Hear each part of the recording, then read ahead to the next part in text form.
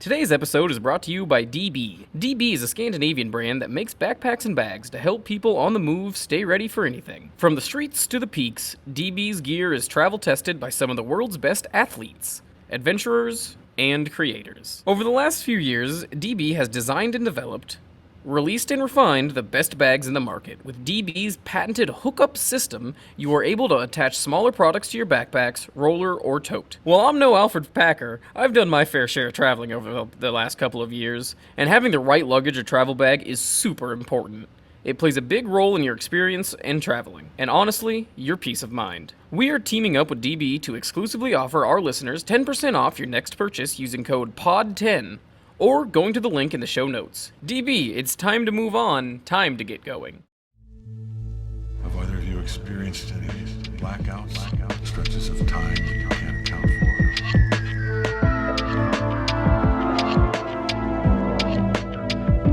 I roam for eternity, said the dead. Yeah, you're gonna love this one. It's a scream, baby.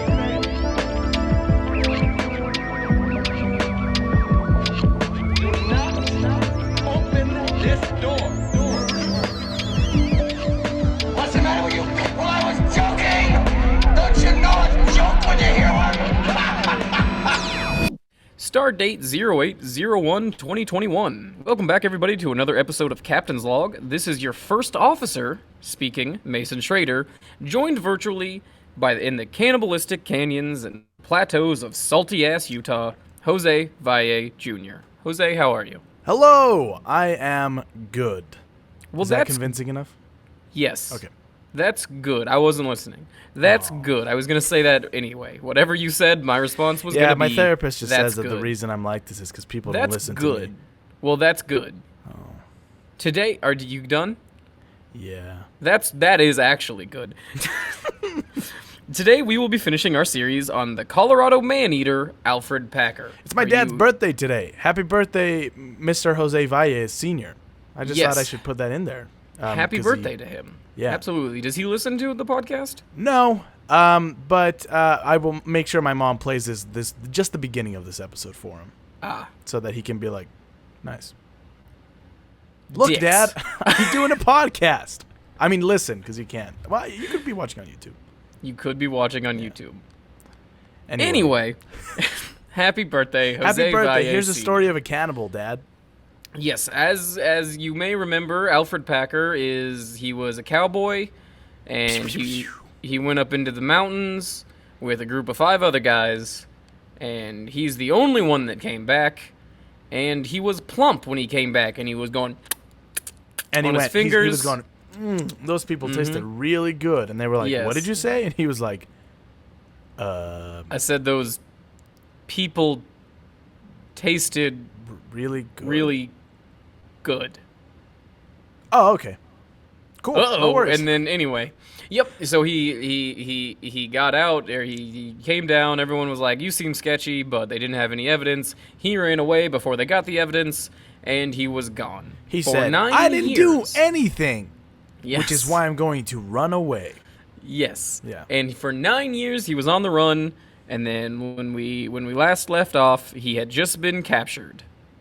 In Cheyenne, Wyoming, outside of it. by but, like, the you know. deputy or the sheriff and his brother. Sheriff Campbell and his brother Dan had just arrested brother.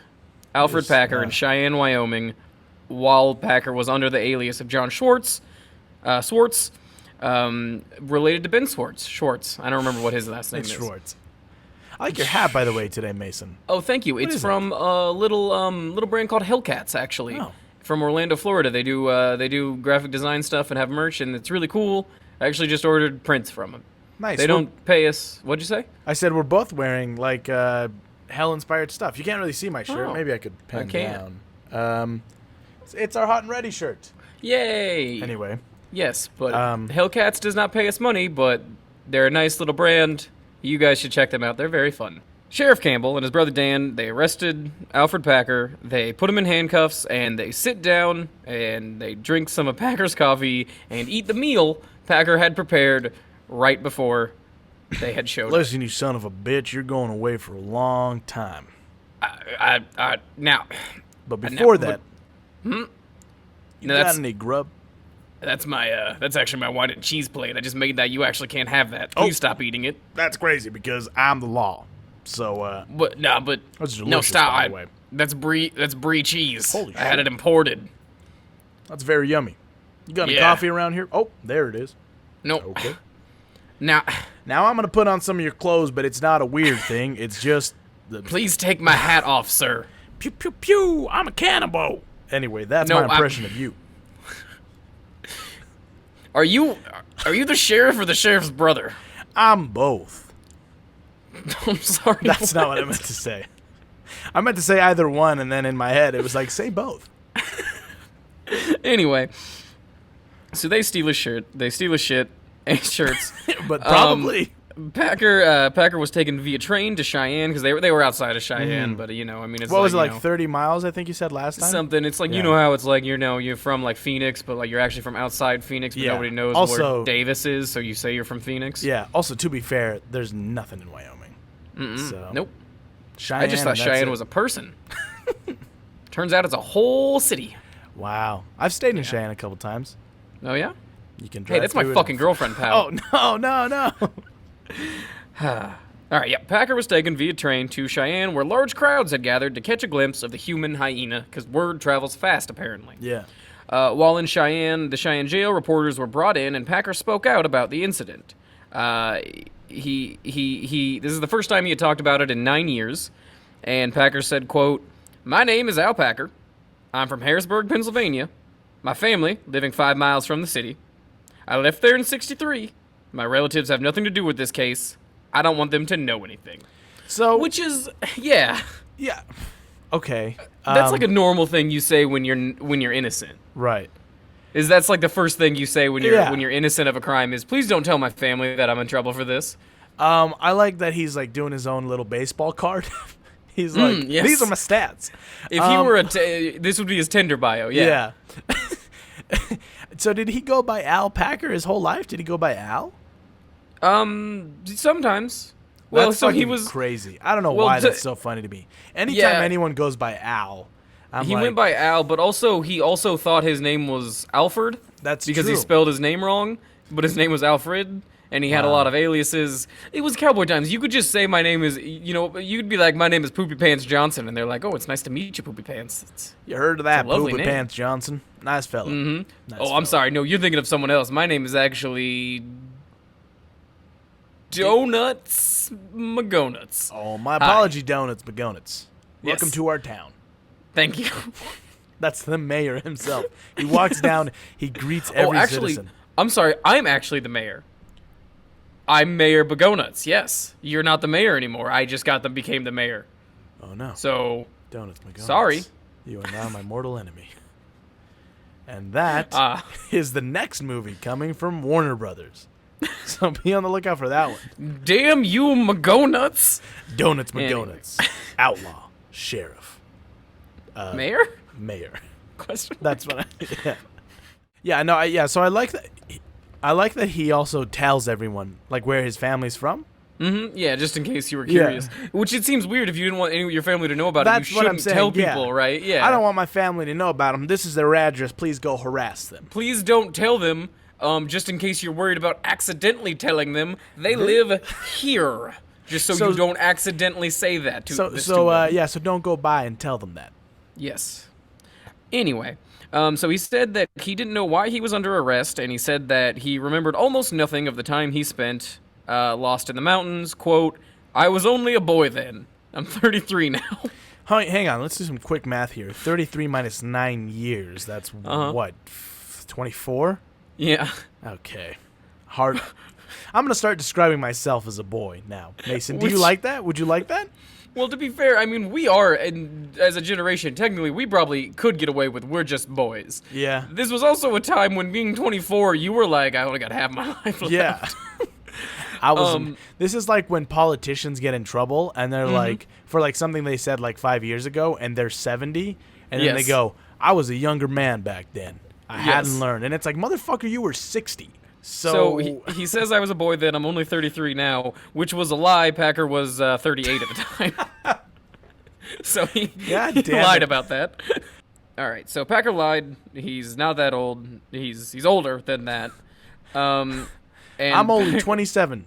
Man, Yes. you are 64. Oh. Well, it's not even that. I mean, he's more like, I'm 33. You're 38. Ah, well. It's only a That's couple just years. That's the type of lying a middle-aged woman does about Yeah. about her age, Her just so age. you don't think, like, I'm 39. You're 42, I thought. Shut the fuck up. Yeah. And then Packer, while talking, he said he gave a quote, but he was like, "This isn't my statement. I'll give a statement later." But then he gave a statement, and at one point in time he said, he said, quote, "I plead guilty to the crime I am accused of." And then everyone was like, "Oh, what?" And he was like, "I'm innocent. I mean innocent. I plead innocent." Oh, man, I fucking love this guy. It was just a cartoon. So they're going to send Packer to Denver, and then from Denver they're going to send him to the town that is now built, because you got to imagine there's so much growth happening at this time. So it was the outpost that a lot of this took place in, where they came out of the woods to, that little cattle outpost. That is now a full town by the name of Gunnison. And yeah. Saguache, the town he spent time in, does not exist anymore. Gunnison, Colorado. Yes. Yeah, okay, yeah.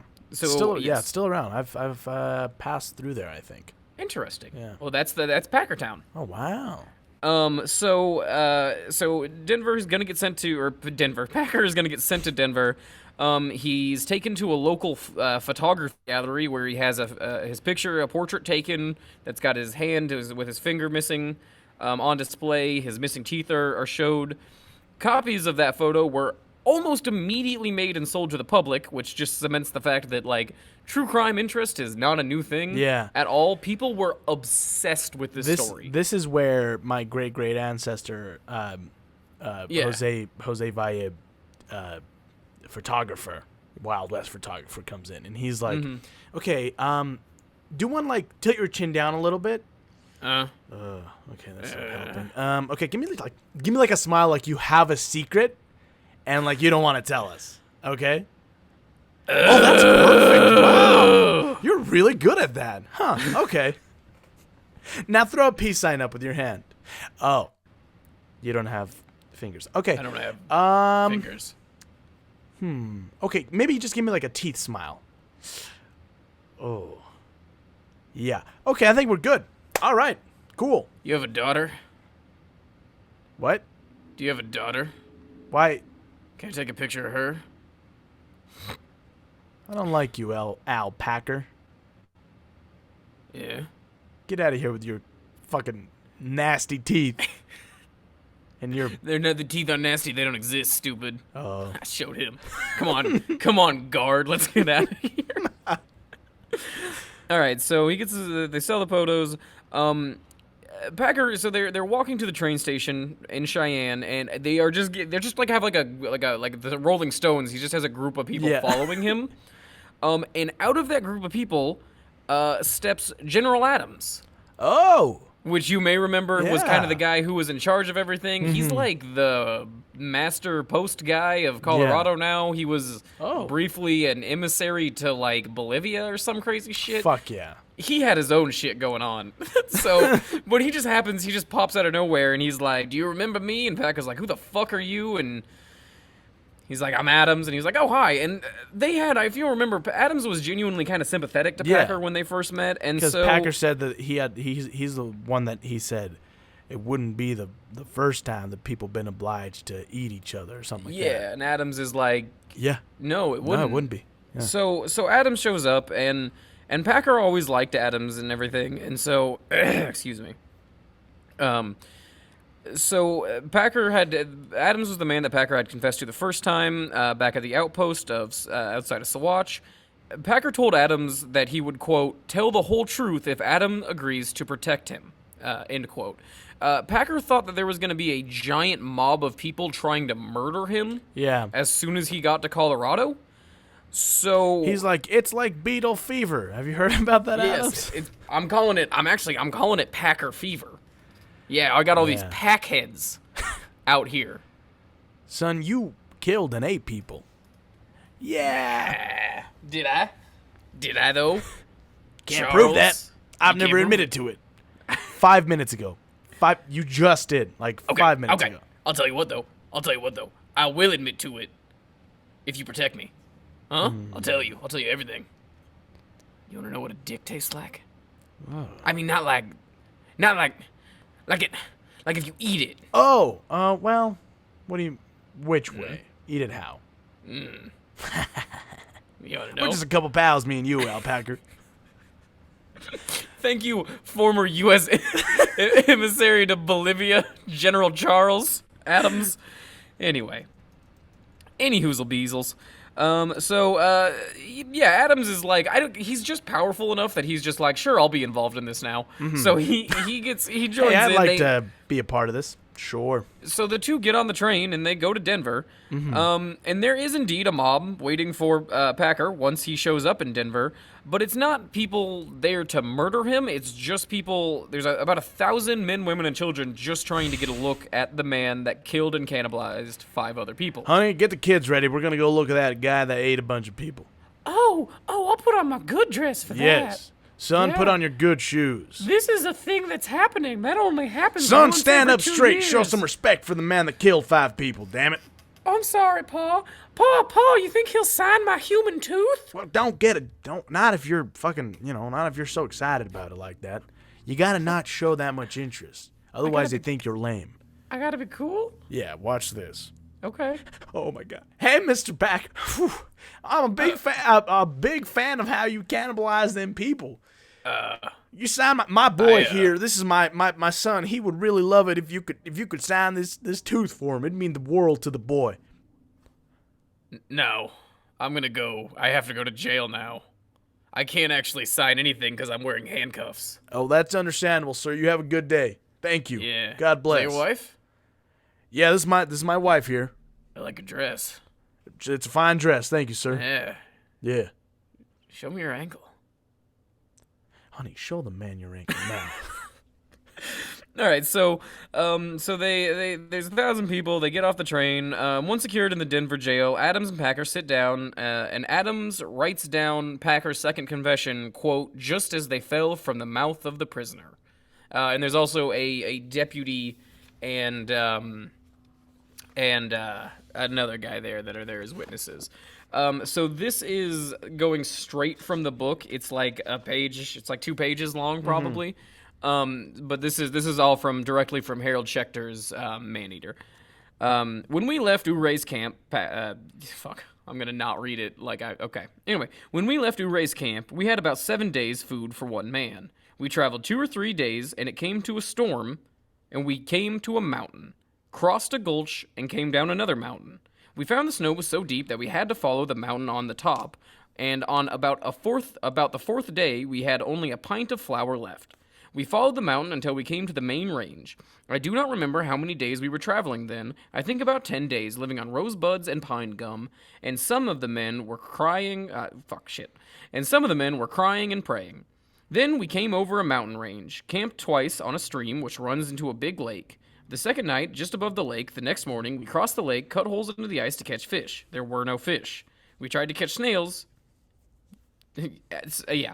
So I'm gonna have to stop to catch myself real quick. snails? Is that what he said? This is very difficult because it's written. He talks like a bumpkin cowboy. Yeah. So I have to. Yes. So there were no fish. So they tried to catch snails. I just picture like grown men, like basically on their tummies, like parting grass to look at a snail, and they're like, "Shh, you don't want to scare him away." There's one on that lily pad. And the snail like looks at them, and it's like, but it's a snail, and like, oh shit, it's getting away. But it's a snail, and it's slow.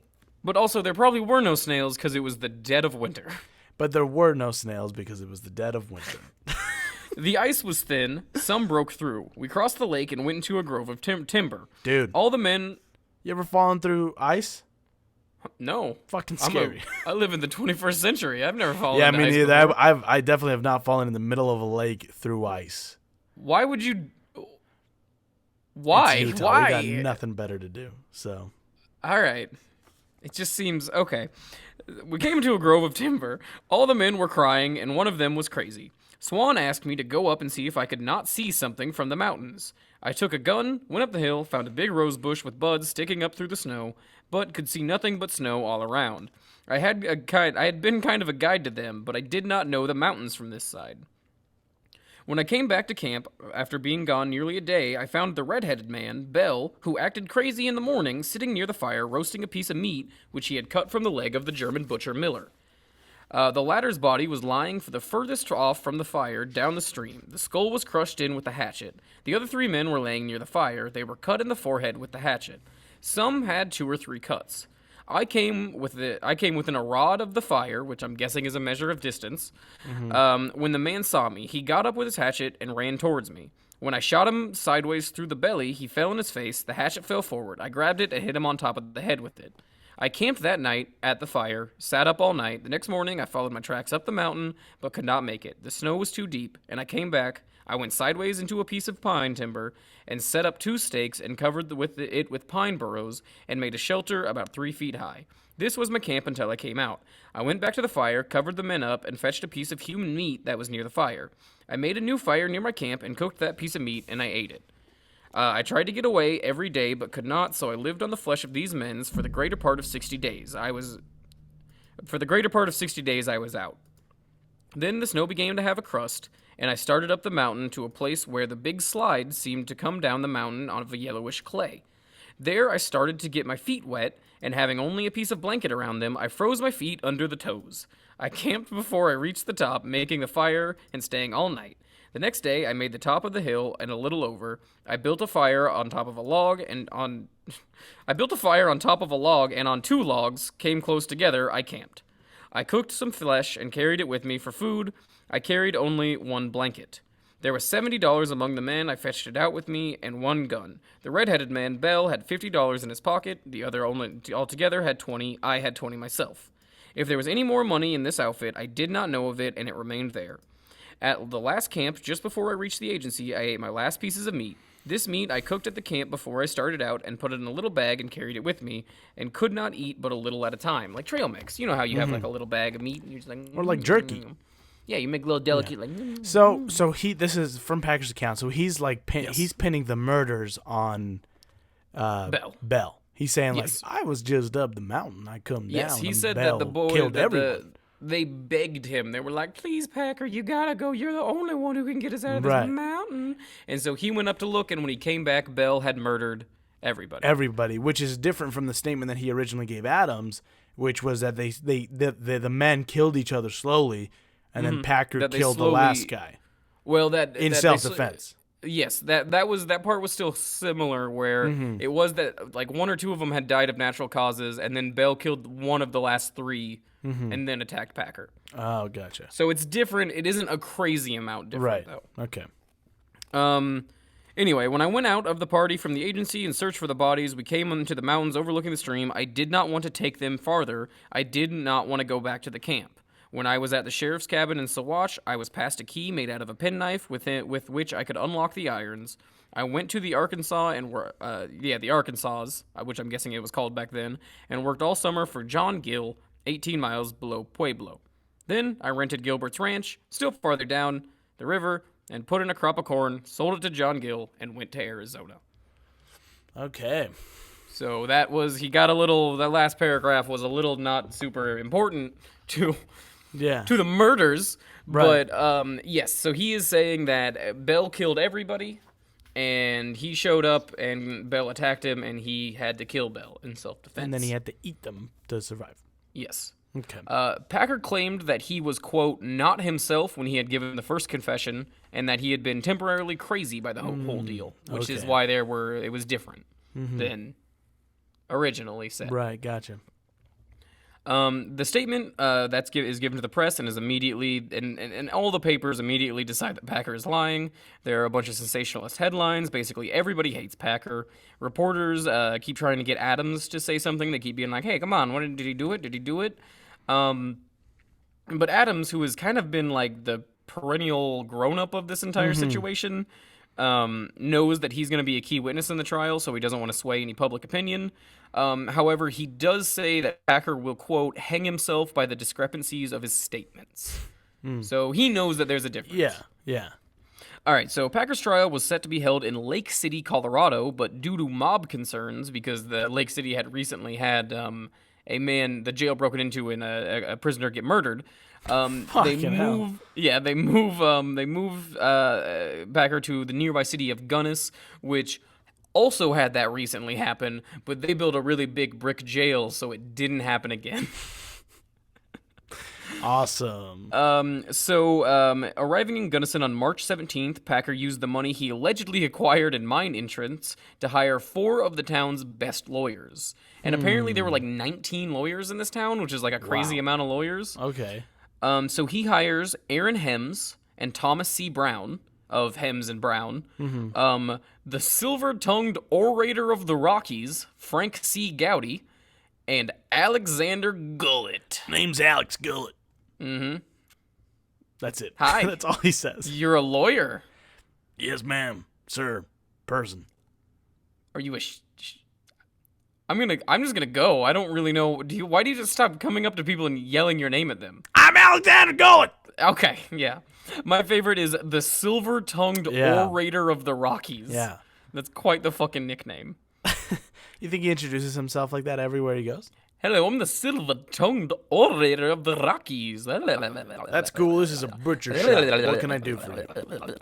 Stop, son. Put your tongue in your mouth. It's silver Put your tongue in butter. your mouth. God damn it. Stop it. I think that's how he went around. Yeah.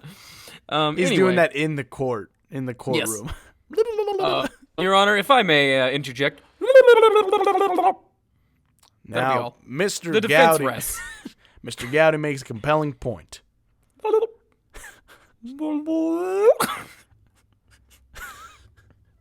It's my favorite character. All right, so his court date is set for April 2nd in Lake City, and until then, he would stay in Gunnison's jail. So this is the part of the story where we have to talk about some complicated problems with America's legal system and what are you talking about? It's perfect. If you don't like it, get out of this country. The entire reason we have so many problems is because a lot of laws just started as people being like, we can do what's best. We know what's best. Let's just make them up. We can do it. Yeah. Well, we were the first people here, so we're actually allowed to make the rules of what happens here, regardless of what the background is. So, Colorado has this law that the death penalty could only be given when, quote, the jury trying the case shall in their verdict of guilty also indicate that the killing was deliberate or premeditated. So that means that if you go to trial for murder, you have a jury, and that jury, if you plead not guilty, you have a jury. But someone realized, if we just plead guilty to the murder, we can't get the death penalty because the death penalty can only be given by a jury under premeditated things. So that was the 1870 murder laws or whatever of Colorado. And then someone did that loophole and they were like, we gotta... Whoopsie daisy. Yeah, well, we can't do that. So then in 1881, they amended it to where it's different. You don't have to have a jury. You can't get away with that. But when they amended it, they repealed the original one, but they didn't put in a clause that covered the gap, right? Gotcha. So now crimes that happened before the 1881 murder statutes, they don't apply to the ones that happened before 1881. Okay. So but they repealed the ones that were effective before 1881. So there's technically no murder statutes in place for anything that happened in Colorado before 1881. Right. So we're in April 1883 right now. So the prosecution submits an indictment for Packer, and they think that the easiest way to get Packer is to just try him for the murder of the oldest man, Israel Swan, because apparently there's a thing where like killing an older man is more of a crime than. I think it shouldn't be. Yeah, I think old people should be able to die faster. So it was the slaying of an elderly victim, which is weird. Now we're gonna let all that other shit slide, but you can't kill old people around here, son. And I'm just gonna read, the indictment is very short, but it is the funniest fucking thing I've ever read. It's written so silly-ish. Silly. Alfred Packer, Alfred Packer, late of county of Hinsdale, aforesaid, on, to wit, the first day of March, in the year of our Lord, 1874, at the county of Hinsdale, in the state of Colorado, in and upon one Israel swan, a human being in the peace of the said people, then and their being, did then and there unlawfully, willfully, feloniously, and of his malice aforethought, make an assault, and that the said Alfred Packer, with a certain hatchet, which he, the said Alfred Packer, in his hands, then and there, had and held in and upon the head and forehead of him, the said Israel Swan, did then and there, unlawfully, unwillingly, feloniously, and of his malice aforethought, strike, beat, and wound, then and there giving to the said Israel Swan, then and there with the hatchet aforesaid upon the head and forehead aforesaid several mortal wounds and bruises, of which said mortal wounds and bruises he, the said Israel Swan, on the day and year last aforesaid, died. That sounded like first, I have two things to say. One, bars. Two, it sounded like one of those fucking Twitter posts that's like when your girls say the, he, the party, and they're 420. You know what I mean? And that's what that shit sounded like to me. So there was a legitimate time in the middle of reading that I'm like, oh, I fucked up. I'm rereading something. No, that was how it was worded. I didn't miss a word. I didn't stumble a fucking word. That is verbatim. You didn't include the quote from the judge where he said, huh? What? What now? Say that again. Sorry, Your Honor. I can clear this up. So he therefore appointed them on thems of person of being of forethought mentioned mentally appropriate. Right. Okay. Took said hatchet from there Stop on you the right ground. there, son. Yeah. So did the man do the bad stuff? Yes or no? Your Honor. Yes. Okay, that's all I need to know. Therefore. Okay. Cool. Hence when. Alrighty. He said, she said. Yes. So that is the hilariously old-timey indictment. That sounds I did not like that at all. I hated when your dumb friend tries to be smart. It sounded like someone wrote it having a stroke. Yes. So they submit it, and Packer's lead lawyer, Aaron Heems, is just immediately like, fuck that. And he just starts like his lawyers were really good. He's dick slapping this indictment around, where he's like, specifically, he's like, listen, the murder, if it happened, would have been before Colorado was even a state. So, doesn't count. Also, if the murder happened, it would have been before Hinsdale County even existed. Oh, but also, if it happened, the location was also the Ute Reservation, so none of this can be tried here, because it wasn't a Colorado state thing, it wasn't a Hinsdale County thing, and it isn't it's not even an American thing, technically, because it happened on a Ute reservation. Right. Which are all legitimately good points. Right. Okay. And I don't really understand the legal system here, but they were just like, noted. They rewrote it to get around those three things, I guess. They rewrote it so it didn't mention those three locations specifically or something, and submitted a new indictment the next day, which I'm not going to read. But the next day, Hims starts, he's dick slapping again. This guy's just dick slapping Jose. Because this time he says Packer couldn't be tried under the 1881 amended murder law because the crime happened in 1874. So if it was going to be tried, it would have to be tried under the 1870 murder law. But like I said, that law was repealed, so it couldn't be tried under that one either. So regardless, they just couldn't try it. They had to throw the case out. But, and that's a big-ass but, Jose. Thank you. Judge Melville B. Jerry was just kind of like, nah. No, it's legal. So I'm going to say no to that. I'm going to Yes. say, fuck it. Let's just do it. It's me, Judge Jerry. Yeah, no relation.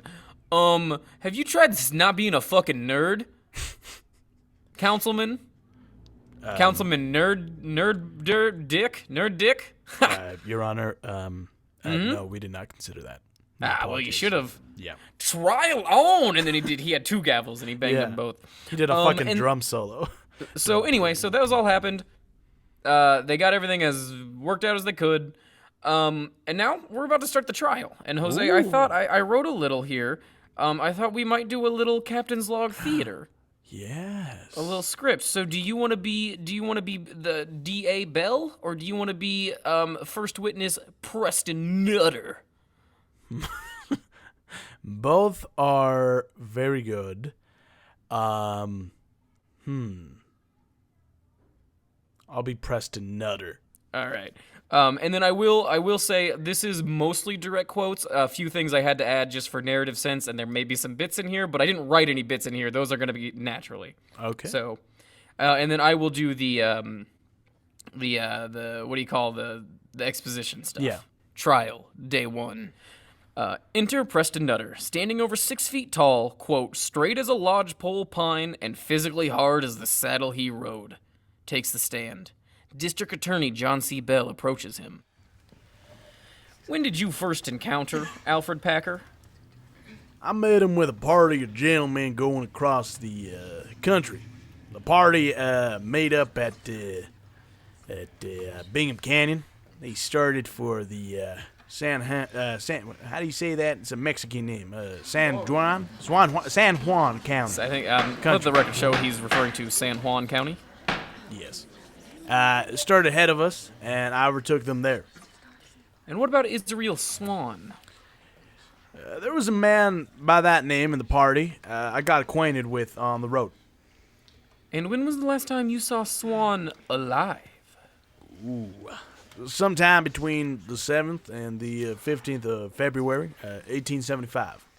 And have you seen him since? I saw Israel Swan's body in August the same year, about 2 miles or 2 miles and a quarter above here. Dead or living? May I remind you, you're under oath. Dead. It was almost or nearly decayed.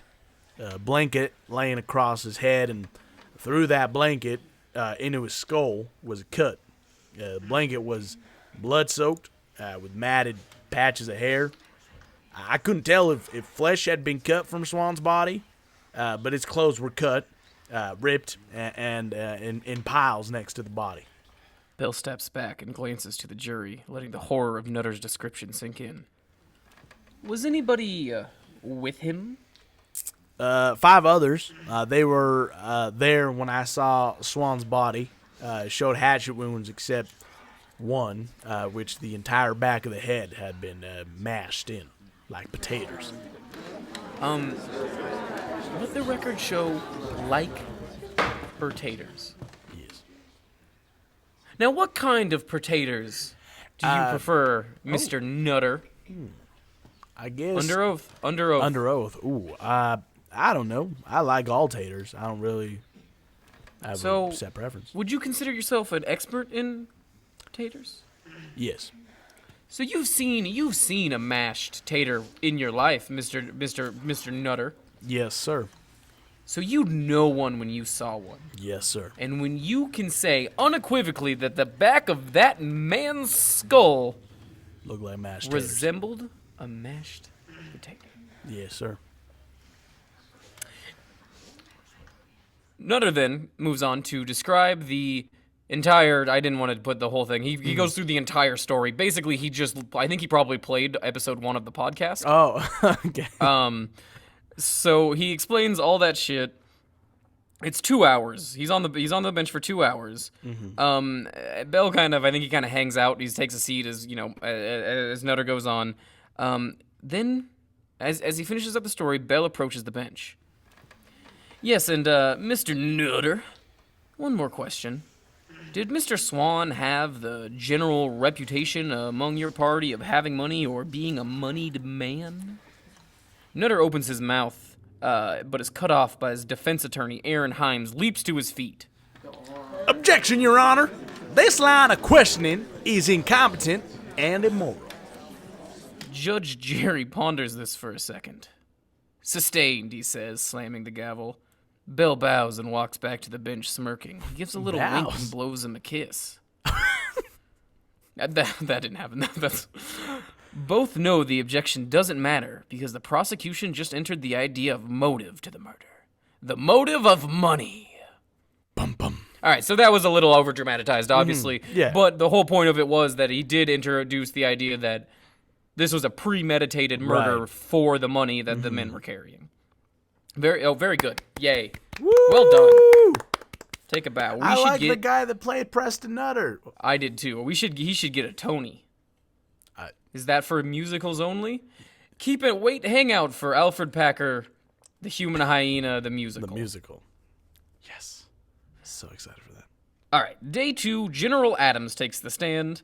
And like Nutter, ended up painting Packer basically as not a disheveled, desperate survivor that, barely crawled his way out of a harrowing situation, and more as like a calculating villain who didn't do things. And I don't think Adams really... Nutter didn't like Packer from the beginning.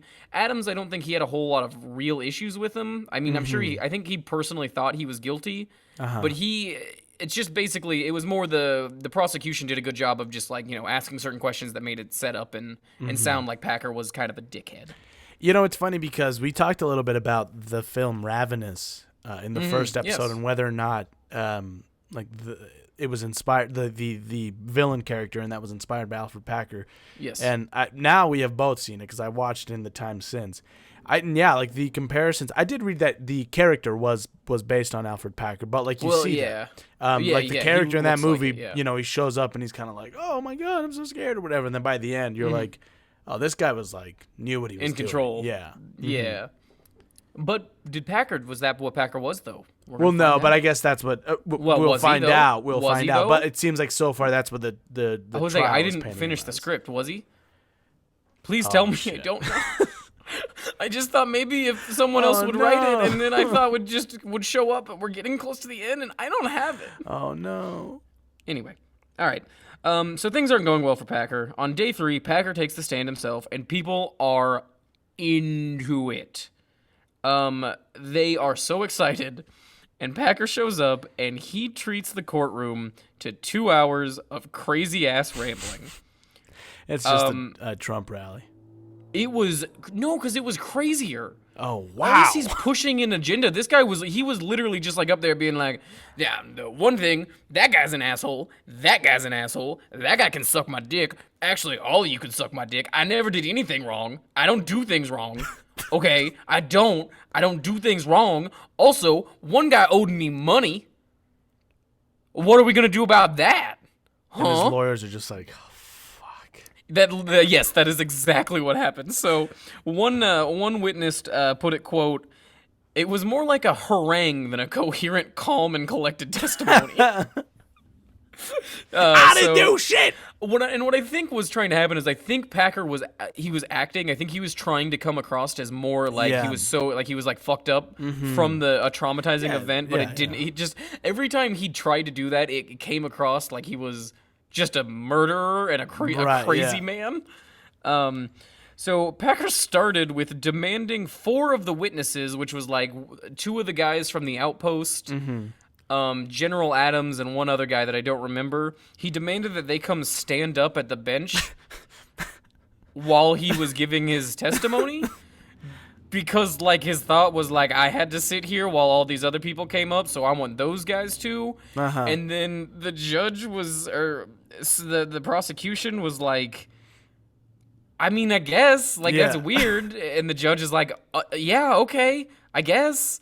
And then they were like, and then the judge called everybody up, including Nutter, and I don't remember what the exact quote was, but Packer was like, "Not Nutter, that guy's a goddamn son of a bitch," or something like that. And it was like, because it was like he didn't. That was the thing though. He wasn't mad at the 4 people he was calling up, like he was, but he wanted to yell at him. But Nutter was so mad at it, he didn't even want to see him. Right. It was fucking weird. So Packer, he demands they come up to the bench while he gives a statement that was not allowed to be questioned or interrupted until he was done. Wow. Okay. So and it was like 3 pages. I'm not going to read it. It was long, it was rambling, and it was stupid. But he also, I mean, in it, he just kind of covers everything that we talked about, in his confession or whatever. He covers all that shit. He says, Bell killed everybody while he was gone. He came back, killed Bell, and they he ate them? Yeah, that's the word. Yeah. He ate them. Okay, so he goes through all that. He gets a few. He doesn't really get any questions from the defense. And then the prosecution comes up. And it's so Bell, the prosecutor is Bell. This is not to be confused with Bell, the guy he's accusing of the murder. Oh. Because that guy's dead, so he can't. That come guy's up. dead. Yeah. But anyway, so Bell, the prosecutor, he's like, I'm gonna just, and it's something you see in movies where he's like, I'm just gonna machine gun questions at him very fast, and I'm gonna confuse him and make him angry, and he's gonna admit to something. Yeah. So that's his thought process. So it's like in The Wolf of Wall Street. Kinda, yes. Yeah. Or what's that? The Tom Cruise, Jack Nicholson movie. The You Can't Handle Handle the the Truth. Yeah, that. It's like that, basically. What even fucking is that movie? It's gonna bug me. Anyway, I'm gonna look A it Few up. Good Men? Maybe. Is it A Few Good Men? No. Let's move on. Yeah. Okay. So he starts asking questions, and they get really specific on the food, because I don't know if you remember, Packer said that they had enough food for 1 person to last 7 days. But he then says that the food ran out on day 4. You were right. It was A Few Good Men. That's what it was. Gotcha. So Bell is like, okay, but you know that 5 people eating food for 4 days is like 20 days of food for 1 person. Mm-hmm. And Packer's like, I don't know, maybe. And he's like, well, did you have food for 7 days for 1 person, or for 4 days for 5 people? And he's like, I don't know. It's like a thing. They seriously go on, and they keep saying grub. And where he's like, no, like Bell's like, so how many days of grub did you have? And he's like, I said we had some grub. I didn't know how much grub everybody had. Everybody had their own grub. Some people didn't have any grub. Some people had some grub, and others had more grub. And I don't know, it was like 7 days worth of grub for 1 person. But it lasted 4 days for 5 people. The grub did, correct?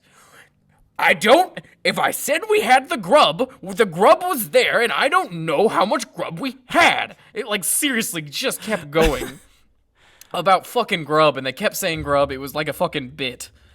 But he grills him about that. He grills him about how Bell died, because he says that he shot Bell as he was running towards him in the eye, or like right above the eye. But then the hatchet hit him like right in the middle of the forehead.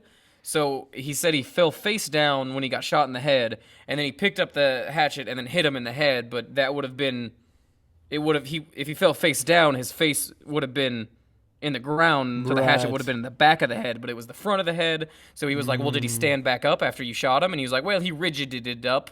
And he was like, what does that mean? Did he get up? And he was like, did you hit him in the face with the hatchet before he hit the ground, or while he was falling? Anyway, so Packer's getting caught. He's getting grilled. It's not going well, and he's getting mad. Like, you can tell at one point in time, his own lawyer was like, why don't you just answer the questions? Packer, because he's being like a dick about it. He starts to get like, at one point with the grub thing, he was like, well, how was it enough grub to eat well for 4 days for all of you? And he was like, I don't know, what's a normal amount of grub that you eat, Mr. Lawyer? And his lawyer was like, hey, stop that. God damn it, hey. Yeah. So he's being a dick. He's not doing well. Things are just not going good for Packer at all. Packer, he's just, everybody hates him at this point. His testimony is described by the Silver World as whiny, disgusted. Newspaper? Yes, the Silver World is a newspaper. As whiny, disgusting falsehoods, I'm sorry, this is totally wrong. Is described as vaguely disguised falsehoods and occasional displays of his native fiendish spirit. The closing arguments for that trial were, for whatever reason, left out of the existing transcript, so we don't know exactly what happened, but suffice to say, it didn't do anything to help his case. Right. The mounting opinion of Packer's guilt that was there, and Judge Jerry delivers a 3-page statement ending with, quote, Alfred Packer, the judgment of this court is that you will be removed from hence to the jail from Hinsdale County and there confined until the 9th of May, A.D. 1883, and that on said 19th day of 1883 you will be taken from thence by the sheriff of Hinsdale County to place an execution prepared for this purpose at some point within the corporate limits of the town of Lake City. In this said county of Hinsdale, and between the hours of 10 a.m. and 3 p.m. of said day, you, then and there, by said sheriff, will be hung by the neck until you are dead, dead, dead. And may God have mercy upon your soul. Fuck yeah. So, that's delivered. So, that is how Alfred Packer met his end. Or at least it would have been, if his lawyer, Aaron Helms, didn't immediately appeal the decision, based on the earlier arguments about how there was no technical laws about murder for what happened here. So he went back. He went up and started appealing the court in October 1885, 2 years after Packer's original verdict. 2 years that Packer spent in Gunnison Jail. The Colorado Supreme Court released a statement saying, quote, sections of the criminal code which authorized and prescribed the punishments for murder were repealed by the legislature without a savings clause. The judgment must be reversed. So that's good for Packer. Yeah. However, he's not a free man. Hames tried to say, okay, double jeopardy, you can't try him again, it's over. But they said, technically, because it was an illegal trial, the trial never happened, and we have to do it all over again. Packer's going back to trial. Trial number 2, Packer's post-jail boogaloo, was a fairly repetitious 2. Nutter made the jury shudder by recounting the way the hatchet cut heads like butter. I'm just kidding. Did you think I was going to do that for the entire rest of the podcast? I was like, did he do that on purpose? Okay, so it was basically the exact same thing. Except this time he's being tried with voluntary manslaughter of 5 people, which it's got a lighter sentence, but it has a sentence. It's an actual crime in this area. So, also, Packer is fucking crazier than he was the first time. He's described as pale and disheveled, like the years of incarcerating, him being incarcerated had a large effect on him. He seemed like he was way crazier. And at one point, he stood up while on the stand this time and said, "You shut up, I'm on the stand now," when his own lawyer tried to calm him down. Oh, man. "You shut up, I'm on the stand now. It's Packer's time. Packer's time to shine. Ask me a question. Ask me a question. Ask me a question. Mr. Packer. Ain't wrong. Packer's on the stand. Oh. Packer time. Go. I'm sorry. You were saying? Mr. Packer. Boo. Boo. I think that it ain't Aaron Haynes. I'm your fucking lawyer, man. Packer time. I wrote a song about it. This is how it goes. It goes, Packer time. Packer time. What time is it? It's Packer's time. Packer's gonna... Your Honor, my client pleads guilty. Nah. So. No, I don't. Prove it. Ha! You can't. No one can. Can't prove the Pac-Man. That's what they all say. They all try to get the Pac-Man. I'm going to leave the courtrum. Thank you, everybody. You all have a wonderful day. Now, hold on. Nope. Actually, I won't. I demand, give me the gavel. I demand that man stay and listen to Pac Time. Pac Time is in order. Pac Time is in charge of the court now. Have a good day. Bye. Actually, Councilman, I'm going to allow Pac Time. No. Yeah, Pac Time is upheld. No. Yeah. Anyway, so he's going fucking nuts. Other than that, though, it's the same exact trial that we just played through. And the jury reaches a verdict around 7 p.m. And with all the power of an elementary school teacher during story time, the judge announced that the verdict would be read the following morning. Everybody had to go, "Aw," and leave. And even Packer said something about, like, why? Could you just tell me? The judge blue balls everybody. Everyone leaves the courtroom. Packer approaches the DA, who's not Bell anymore. It's a different guy. He approaches the DA and presents him with a braided horsehair fob. I was like, I said what? horse, didn't I? So Packer approaches the DA as everybody's leaving the court, and presents him with a braided horsehair fob that he's been making in his prison cell as a symbol that there were no hard feelings. Oh, Yeah. What the See, fuck? this is what I mean by he's not just angry. Like, last time he Right. was mad crazy. Now he's, like, seriously just, like, he's bipping and bopping. He doesn't give a shit. He's been braiding horsehair Yeah. keychains, and he gave one of them to I the just wanna say DA. no hard feelings. I'm Here's sorry. this. What is this? It's a little fob made of horsehair. Okay. And this is why are you giving this to me? I just want you to know, regardless of what happens tomorrow, ain't no hard feelings. Packer, you could die in prison. I sure could. Okay, well, you have a good day now. Oh, you too? Don't ask me where I got the horsehair from. Now I want to know where you got the horsehair He from. skips. He skips out of the courtroom. Honestly, it's me. I'm the judge. I'm back. I love pack time. That's Your Honor, Pac-Man. why? Huh? Your Honor, Did why? Did you get a friendship fob too? Oh, no. Yes, we're fob bros, dude. We're the fob friends. Oh, my God. I keep mine on my keys, And that's how the keychain was born. and that's how the keychain was born. Alfred Packer invented the keychain. Mm-hmm. All right. So the next day, Packer was found guilty, and when offered to make a statement, he took that offer. Yes, thank you, he said. Yes, he just immediately starts doing, who's the old crazy hillbilly from Gravity Falls? Oh, old man McGucket? McGucket? Yeah, just going like, "Who nanny?" Actually, and this is a really interesting point. He gave a pretty beautiful statement to this, which even the local newspapers that have been just slandering him, they quoted this as a rather manly acceptance of fate. So this is Packer's quote. "I will not say that I have not had a fair and impartial trial. For I could not have obtained a jury in the state of Colorado that would have given me a fairer and more impartial trial than I had. If I had been on the jury and such evidence had been produced, I would have done the same thing. There is a chain of evidence against me that I cannot wipe out. I hold no malice to the jury. I have no malice to the jury. I am going to my long home. I expect to get 40 years, and I don't want to live to see the end of them."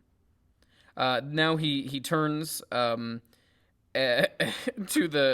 all the spectators there and says, "I do not want the Gunnis people to think that I hold any malice towards them. They have been good to me during the last 13 years that I have been here in jail, and I do not want them to think that Packer harbors anything against them. For Packer has had a fair and impartial trial here in Gunnison. I want to say that Mr. Mills, that's the DA, has done his duty and prosecuted me as a lawyer, which was perfectly right. He knows I do not hold any malice against him. He has only seen that I had a good, square prosecution and no more. He has not abused me, and I bear no ill will towards him. Now I want to say one thing. My counsel has done the very best they could for me, but this is a mysterious case. It is a mystery to me. I can't even wipe out the evidence against me, although I know that there is something wrong about it. In later years it will be cleared up, for there has never been a case where a man has been sentenced unjustly that sooner or later it was not cleared up. I had one hope, and that was that sometime I would be able to hold up before the people of Colorado that I am not guilty of the murder of those 4 men. I killed Bell, I admit it, and I have done so all along, but he is the only man I killed. As I said before, the old mystery will be cleared up in a course of time. Some of the old witnesses will die, and if they don't die suddenly, they will, or on their deathbeds, throw lots of light on this matter, and then you will see that Packer was innocent. I don't expect to live to hear this, but don't understand by that I intend to commit suicide. I want to live, but I'm going to the penitentiary, and once there, I will be dead to the world. Now, Judge, I expect a sentence of 40 years. You must give it to me under the circumstances. But won't you do this? Won't you sentence me to 40 years for the killing of Bell? Don't say anything about the other men. Just give it all for that one man. I don't like that he refers to himself in the third person. That's a thing he does sometimes. Yeah. He just started doing that. He just did that sometimes. So that's weird. But it's weirdly... It's a little mysterious. It's not what you'd expect from someone that gets caught. You know what I mean? Well, and it's weirder too because he, at certain points during his testimony in the second trial, he would be like, "That fucking first jury, man, I'm gonna murder them." I mean, he never said it like that. You know what I mean? But he was like, he hated the first jury. Yeah. But then this one, he's like, "Hey, you guys just did your job, and I appreciate that very much. If I were you, I would have done the same." And so he's weirdly nice and reasonable about all of this, despite being... The only thing he does is... What he's alluding to is he's saying that when, like, Preston Nutter and General Adams, that they're lying, and they're going to admit that they're lying on their deathbeds, is what he is expecting to happen by that. It's like Bundy's first trial, where he was, like, all charismatic, was like, I understand, or whatever, like, do I agree with the decision? No. But I guess it's that, like, you've been caught, but it's that, like, sociopathic, I don't know, psychopathic thing where it's like, even though I've been caught, I will maintain innocence because, like, there's that hope that I'll get out. Well, but that's interesting because Bundy, but he turned into the monster we knew that he was towards the end of it, right? The second but Packer after was he had like been after he had been caught or whatever, and then he chose to represent himself. He was completely unhinged. But even in jail, he was still like, I didn't do it.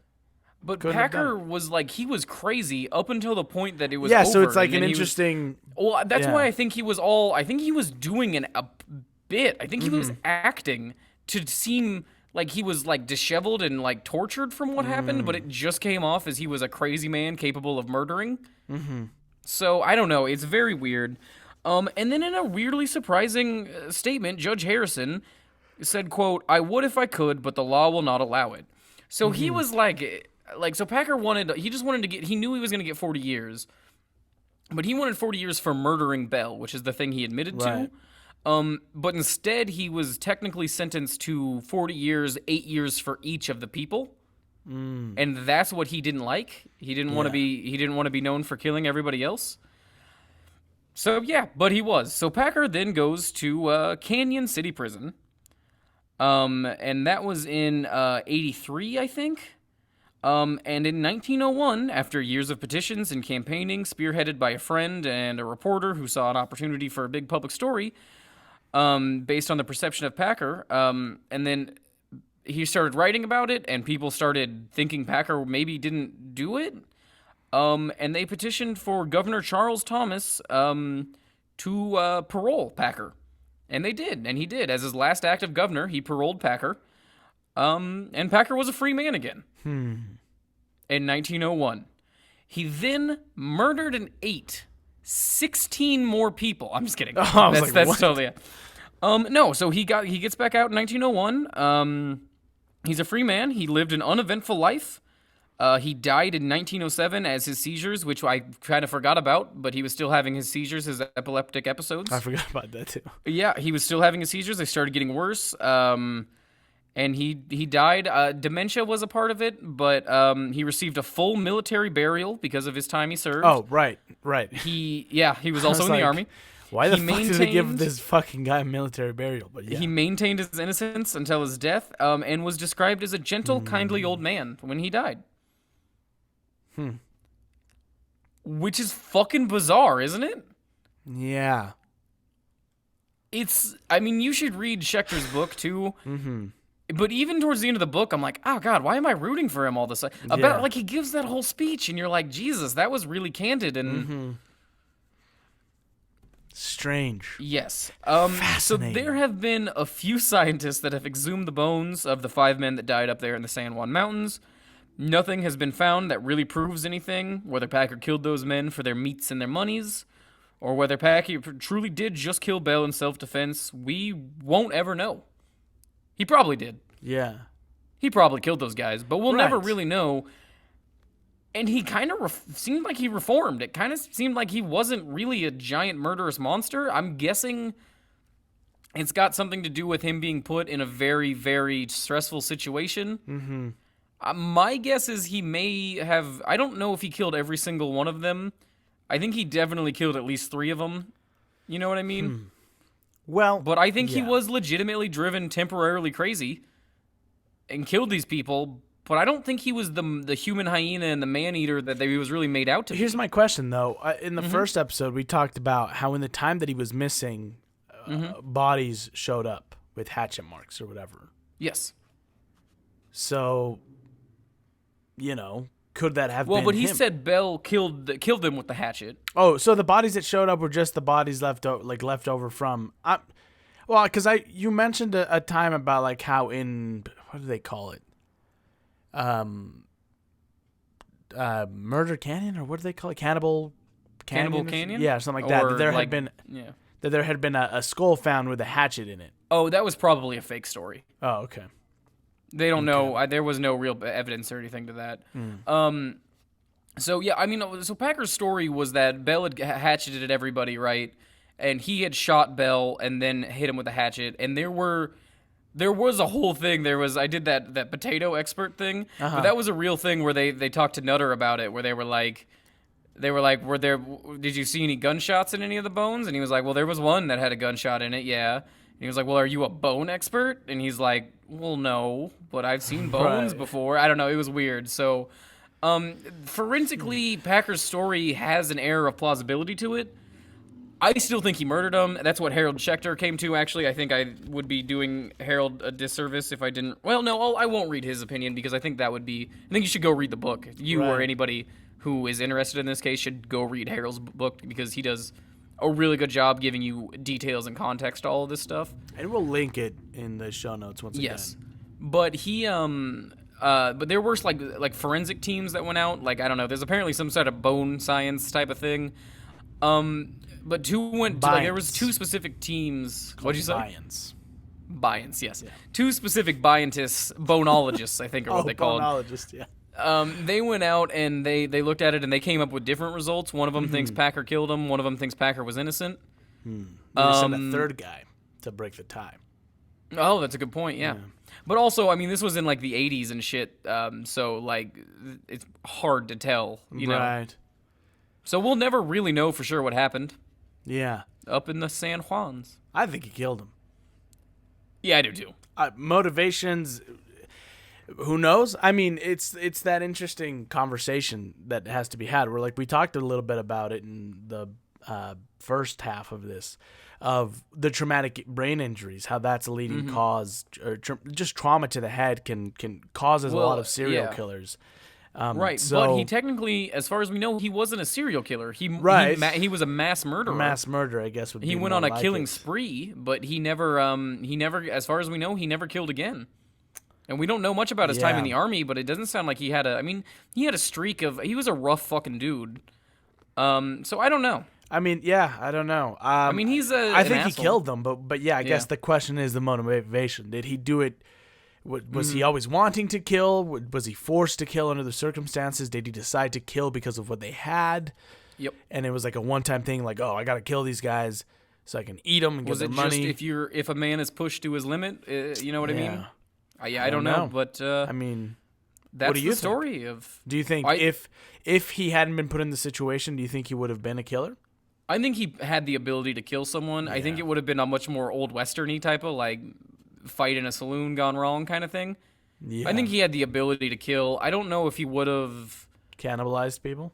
No, and I don't know if it would have been near as heinous either, of like Yeah. bashing somebody's face in with a hatchet. So I think he would have killed too. I mean the history of plundering and whatever he was tried for it, kicked out of the army for plundering the citizens of Nashville or something like that? He was fined. Yeah. His paycheck was docked for it. Yeah, and he had a shitty upbringing, right? Wasn't his dad not that great? I don't know. I think he was mostly fine.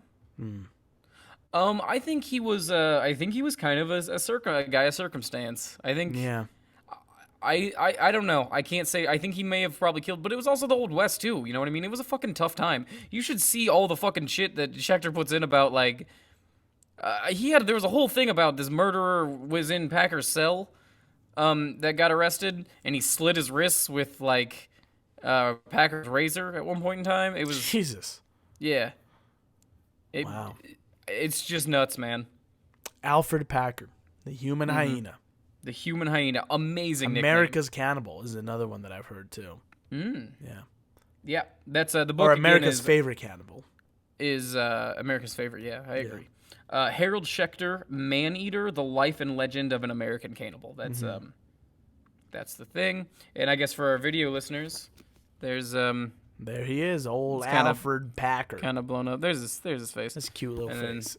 And that's the book. It's backwards, I guess. Yeah. But that's the story of him, man. I hope you enjoyed it. That was a great story. Yes, thank you for bringing that. To me and to the listeners, I will definitely have to check that book out at some point. Cannibalism is a very interesting thing, especially in the... Well, settle down, Mason. Keep it in your pants. Especially in the circumstances of like Packer and in the 1800s where people would be forced to... It's fascinating Or you get into a situation where you're forced to. We talked about this in the first episode. It's fascinating how they were just like normally society was like, yeah, we get it. Mm-hmm. You know what I mean? When people were truly forced to eat others, they were like, some people were dicks about it, but some people were just like, yeah, man, we get it. That's what you had to do. So, yeah. I just do it for fun. If you like the show, please make sure to leave a 5-star review, which you can do. Sorry. I'm sorry. I was doing the outro. Were you? I'm going to let it slide this time. Okay. Well, let's slide into my tummy. You can leave you can leave 5-star review. I'm sorry. I'm doing the outro. What? Nothing. Okay. If anyone's listening, please help me. I'm sorry. Did you? Sorry. Keep going. He doesn't need help. He's fine. 5-star review, which you can do in-app on Apple Podcasts, Audible, or Podchaser. We'd really appreciate it if you'd leave us a review. Plus, it really helps up the show, and maybe we'll read your review on the show. You can support our show by going to patreon.com/captainslog and donate $1. Captain's Logcast. Captain's Logcast, excuse me. Patreon.com/captainslogcast and donate $1. Or more if you want. Anything helps keep the lights on. Another thing you can do if you want to help the show is get yourself over to Teepublic and shop our merch. That's right.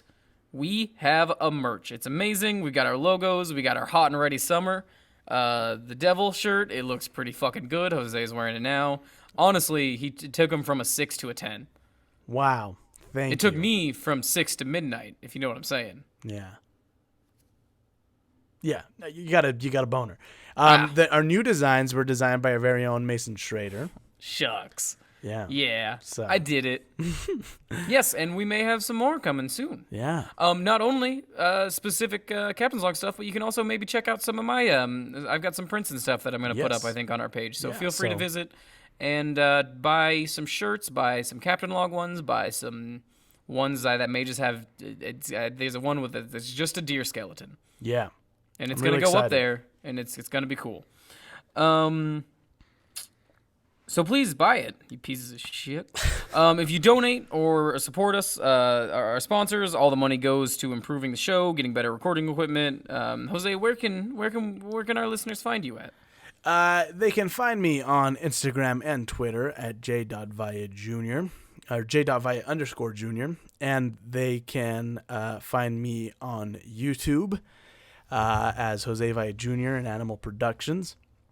They can also find us on Instagram and Twitter at Captain's Log Pod, where we will post like show updates, tweet some, we post behind the scenes stuff or little stuff. Yeah. And then they can also find our YouTube channel, which you all should go and subscribe to. It's Captain's Log on YouTube. We've got all our episodes up to date. So if you would like to see our faces and the silly little stuff we do whilst on camera, you can go do that. Whilst. You can also find me on the podcast Max and Jose Have Something to Say with friend of the log Max Benyon, who was just on last episode. Yeah. We just released our sleepover episode, and we've got one more episode, and then we're going to be taking a break. Yes, you can find me on Twitter and Instagram as well at Mason Schrader. You can tell your friends and family about the show. You can share your opinion on whether you think Alfred Packer murdered those motherfuckers by writing into our email, captainslogcast@gmail.com. You can also suggest episode topics, guests you'd like to have back, etc. Please subscribe and download on Apple Podcasts, Spotify, and Google Play, and any other podcast directory. Thanks to Carlos Rivera for composing our show's new theme. Thank you, Carlos. It's very good. You're the best, Carlos. Mwah, mwah, before we go, yes. before we do the last part, we have an announcement. We have an announcement. We will be taking a hiatus. We will be going on hiatus for a little bit, so this will be our last episode for a bit. Look for Captain's Log in your feed again in October. But I'm going on Rumspringa. Yeah. Which, as everybody knows, it's when the Amish have like a year to go out into the world and experience the sins of humanity. I'm letting and Mason go do that. I'm letting him take 2 months away from Captain's Log to go experience the sins of other podcasts and other projects. And I think the next time we come back, this is a little bit for our video listeners. It'll be a new background because I'm moving to the city of Angels. Also, you may notice I have all. Mason moved, and he's got. It's dark, so you can't really see, but I am in a new place now. But yeah, so we'll be back. We'll still be posting on our social media stuff, and maybe we'll do like. If I don't want to commit to this, but maybe we'll do little short bits. We'll do some. We'll maybe just do some videos of us on our phone that we'll stitch together real quick. Something like that might be fun. Thank you everybody for listening so far. Your guys' support means the world, and we're so excited for when we come back because we've got a lot of fun stuff. There's the pod dog. A lot of fun stuff planned, and we can't wait to get to it. Yeah, this is by no means. It's not your fault. Jose and I aren't fighting. Jose is got some exciting stuff going on in his life. He's moving and everything, and he needs time to focus on that. Yeah. Because I wrote 2 episodes, and it sucked. It's very difficult to write them. Yeah. And I'm not doing it again, so Jose's gonna have to. So no, just kidding. But yeah, so we'll be back. So please stick around. It won't be that long, and we'll be back in the best time. Yes. The best time. Yes. It's gonna be Spooktober, baby. Oh, I'm so excited. I know. I'm fucking sick of. I put a sweatshirt on yesterday because I was kind of cold, and I was like, oh, I forgot how good these are. Yeah. God. I'm so excited. I'm so excited. Well, anyway, take it away then, Mason. Shorts. Oh right. I've been your first officer. I've been your entirely sober first officer, Mason Schrader, joined by our beloved captain, Jose Vaya Jr. Yes. The true commander of the ship. Really makes things flow. And this has been Captain's Log. End of transmission. Goodbye.